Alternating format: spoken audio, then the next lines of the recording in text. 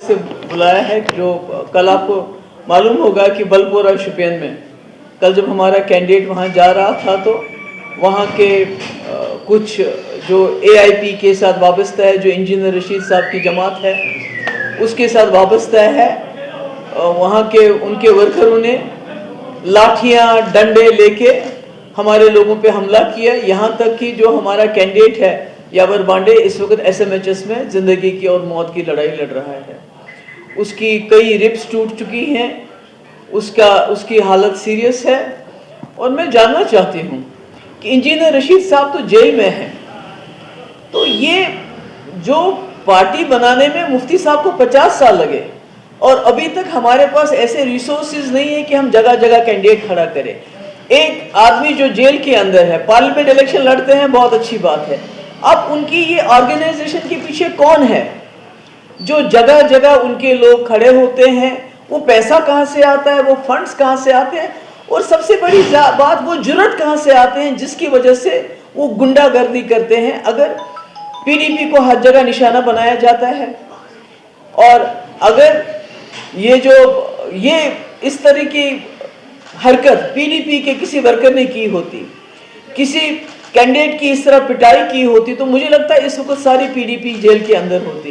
तो मैं यहाँ की सरकार को बताना चाहती हूँ कि अगर आपने इंजीनियर रशीद साहब की पार्टी को दोबारा एक प्रॉक्सी पार्टी, जब आपकी बाकी प्रॉक्सी पार्टी फेल हो गई है, अब इंजीनियर रशीद साहब की पार्टी को आप सामने ला रहे हैं, उसकी आप भरपूर मदद कर रहे हैं पैसे से, बाकी चीजों से, तो मुझे ये बताइए कि आप फिर बताइए सीधे कि बाकी किसी पार्टी को इलेक्शन ही नहीं लड़ना है।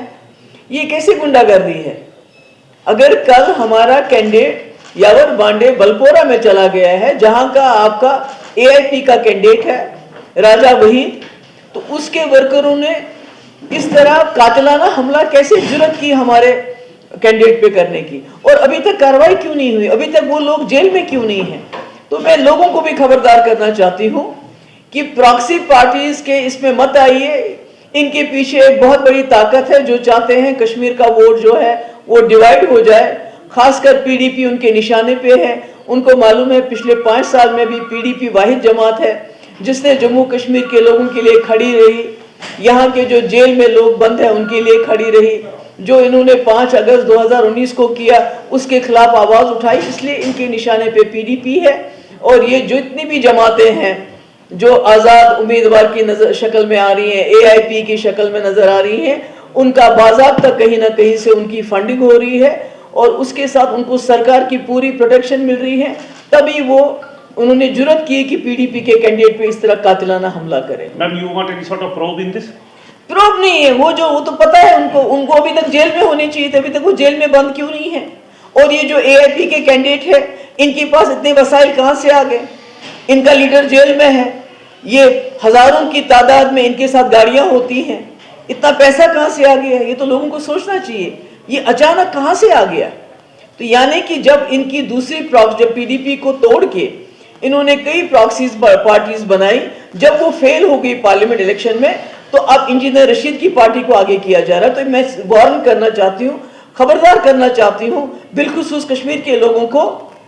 आपके यहाँ बिला शक PDP NC कांग्रेस पार्टी है, इसके अलावा जितने भी आप मैदान में इस वक्त देख रहे हैं, जितने भी लोग घूम रहे हैं, खासकर AIP की जो पार्टी घूम रही है, इसकी बैकिंग पीछे से हो रही है। ये खबरदार रहिए, ये बहुत नुकसान पहुंचाना चाहते हैं जम्मू कश्मीर के कॉज को, खासकर उस कॉज को जिसके लिए PDP पिछले कई सालों से लड़ रही है। तो क्या बड़ा बेचारा, उसके ऊपर चढ़ के उसको दबाया गया, उसका गला दबाने की कोशिश की गई है, उसकी कई रिब्स टूट गई हैं, उसके सर पे चोट आई है, उसके सर उसको इतना ज्यादा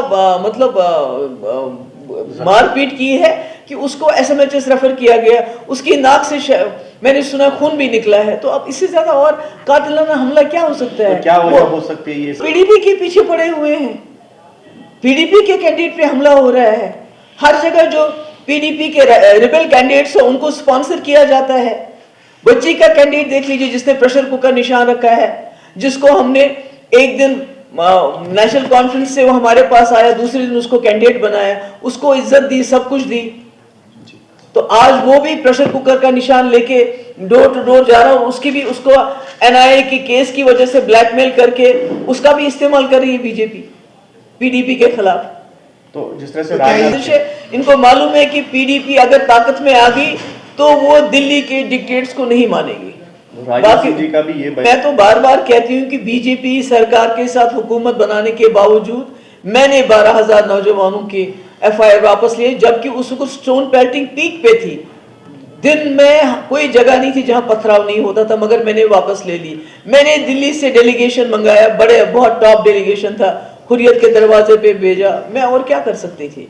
तो इसके मुकाबले में जब उमर साहब नेशनल कॉन्फ्रेंस में वजीर थे, बीजेपी की सरकार में दिल्ली में वजीर थे 5 साल, उन्होंने क्या किया, पोर्टल यहाँ लागू किया, उन्होंने शातूस पे बैन लगाई और पूरी दुनिया में घूमते रहे ये कहने के लिए कि जम्मू कश्मीर दहशतगर्दी का मसला है, पाकिस्तान के ऊपर बमबारी करो, मसला हल हो जाएगा। मैंने बीजेपी के साथ रह के पीडीपी का एजेंडा चलाया, जम्मू कश्मीर के लोगों का एजेंडा चलाया, मगर नेशनल कॉन्फ्रेंस ने बीजेपी के साथ रह के सरकार में रह के उनका एजेंडा चला है, वो लोग उनके पास आयाम है। तो वकार उसूल का क्या? ये जो एनसी कांग्रेस के अलायंस है ये असूलों की मबनी नहीं है।